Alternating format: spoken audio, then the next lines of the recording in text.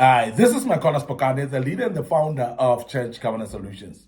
And today I want to deal with common causes of complaints in the church that we need to give attention to.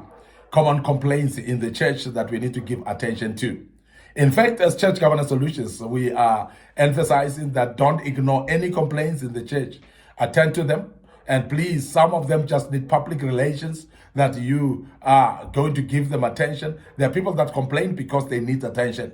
And those as well, please give them attention. Don't ignore, because sometimes the reputation damage of a church can be because of the complaints that are not attended to. And some of those complaints, you find that they're simple and easy, that you could have attended to them and avoid all the trouble of reputation damage of the church because of the complaints that are there. And we want to speak about the common causes of those complaints today, so that we may be able to avoid those in advance. And when they are coming as well, we may be able to attend to them in a civil manner. Number one is misappropriation of finances. Yeah. Misappropriation of finances is a very, very common complaint in churches, whereby monies are being mishandled. Monies are being channeled sometimes to families of pastors and loved ones. And those type of challenges can be avoided. And we want to emphasize that as leadership of a church, be transparent with finances. Make sure that the church knows where all the money is going to, so that when the church contribute, they are actually contributing with heart, that they know that our money will be used appropriately. And I want to emphasize this. As Church Governance Solutions, we want to emphasize that church money is a public money. And public money must be treated as such, because then the public should know how the money is being used. And we must be careful as well on how to use that public money, because the more you use it appropriately, the more trust you build, and the more people are able to continue giving their monies into the church. So therefore, misappropriation of funds must not be mentioned amongst the leadership of a church. And I want to emphasize that, please, as a leader of the church, avoid mishandling finances. So please appoint the right people in the church that will handle the money properly, and give reports to the church itself on how you have spent the money and how much you have spent as well. So this is very important, that the church or the congregation know how the monies are being spent, so that we are avoiding complaints about church money misappropriation. And this is very important that we emphasize that. And it's one of the most common problems that we have seen, and common complaints that we have seen in churches. We have seen also some of the churches that they really fight for the money, to an extent that they want to even attack each other with guns and so on. And we have seen those because of the money in the church. And when there's misappropriation of church money, it becomes even more problematic. And I want to emphasize that as the leadership of a church, avoid misappropriating money, so that even when you are accused so, you are able to prove to the congregation that you are not misappropriating money at all. And that will bring about confidence from the members to the leadership, and it will also make the trust to grow between the leadership and the congregation itself. Number two, divisions amongst church members is one of those complaints that are coming. And we have seen that those divisions, sometimes they are made by cliques, they are made by people classing each other. And I must emphasize that this is diabolic in the church, because we should treat each other as human beings made in the image of God, and no one should actually be classed otherwise. No one must be undermined. No one must be looked down upon. And therefore, it is very important that the church doesn't divide. A church stands firm with people loving one another. And we emphasize as Church Governance Solutions that let the cord of love bind you together, the cord that will never be broken. And this is very important, because then that will avoid all the divisions in the church, and people will love one another, and they will serve the Lord as fellow brethren who are children of the same God, and love one another, please. Very, very important that we emphasize that, so that there are no divisions in the church. And that's generally a complaint that we find in churches. Another problem that we always find as major complaints that are coming is lack of care and love. We have had people to say, but there's no love in this church. We have had people that say there's no caring in this church. And I want to emphasize that caring sometimes actually is not really difficult. It's something that you make an impression when you welcome the people in the on the first go. How people are being welcomed becomes very important, and that actually amounts to caring about the people. The second thing is that when people are in need, like those that are bereaved, when you visit them and pray for them, they find that to be caring. There are those that are actually in need of amenities like food and so on. If we are able to cater for those as a congregation, so that is caring as well. Now, praying for other people when they are in need of prayer, that's caring as well. So all these things are actually amounting to caring, and they are all doable. They are all easy to do. And we want to urge you as a congregation that please make sure that you care one to another. And therefore, we don't expect only the pastor who's caring for everybody, but as members of the same church, we take care of each other, and so that we kill off all the complaints that may rise from the church saying there's no love, there's no care in the church. Let us make sure that we all participate in caring for one another, and as we do so, that care complaint will be eliminated, and you'll find that everyone would know that there's a love in the church and there's a care in the church as well, and we want to emphasize that. Now, the other complaint that comes a bit more frequently in the church, and that causes complaints as well, is gossips amongst church members. Now, gossips about each other, talking bad about each other. Remember that there's no hidden gossip that will not actually spread. Because most of the time when you gossip with someone, you say, it is only you, Choma. I'm only telling you, my friend, and don't tell anyone.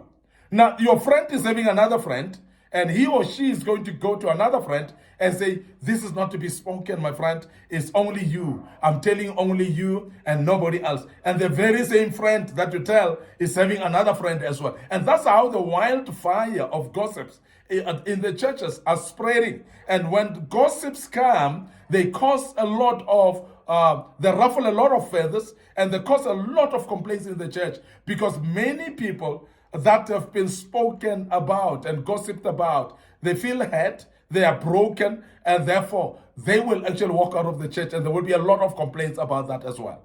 And please, let us learn to keep what is confidential, and let us not spread news and gossips about other people, because that becomes problematic and it causes a lot of strife in the church, and complaints then emanate in the church, and we want to avoid that as well.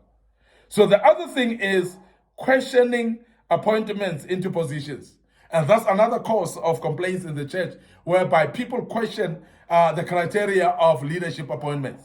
Now, this can be avoided when we are transparent, because if we need people to a certain position, we must clarify the skill sets of that particular person. And we must also clarify that this person is qualifying for this position because of the skill sets that they have.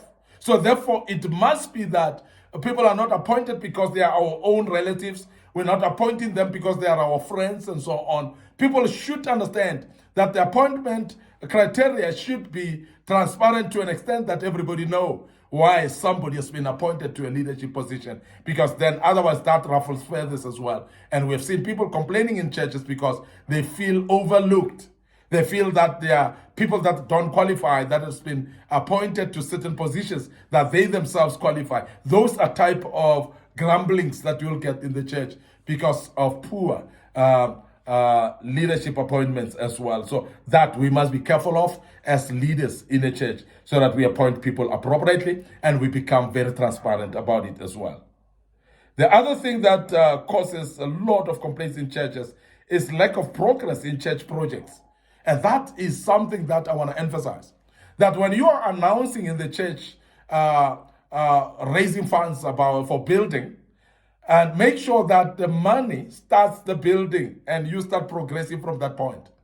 And I want to advise many pastors that you cannot raise the whole amount to build the whole church. Please, as you raising funds, start the project. Because when you start the project, you are encouraging the people to keep giving more money, because then you'll see the progress than to raise money while you're folding your arms and nothing's happening. When projects are not progressive in church, that's going to be gossips that people think that the pastor and the leadership are eating their money, even though they are not, but they will actually start rumoring it. And they will rumor monger it and say the pastor is eating our money or the leadership is eating our money and so on. So this is very important, that when you start a project and you announce a project, you make sure that every single cent that comes in is channeled upon that project, and you make sure that you start that project as soon as possible so that they can see the progress of that project and people can keep giving, knowing that we are actually seeing the progress in this particular project. That's very, very important. The other thing is poor handling of people by board members is something that's very problematic, whereby as board members, as leaders, you mishandle the people, the congregants, you talk bad, you talk them down, you disrespect them, and that's very, very problematic. And we have seen where leaders undermine the members, whereby leaders are actually talking down upon the members of the church. And because of you doing that, you are actually causing people to be discontent. And people start complaining, therefore, in the church. And therefore, we're not going to start seeing progress in the church, because others will actually walk away from the church itself. So this is very, very important. Don't treat people badly.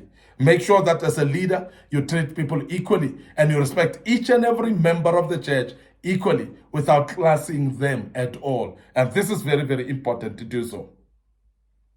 Finally, lack of participation by most members is very problematic as well. And we have talked about this in the previous sessions, that please, as members of the church, so please let us find our area of expertise, our area of passion. Let us participate in the church. Because when we don't participate, the devil will find work for you.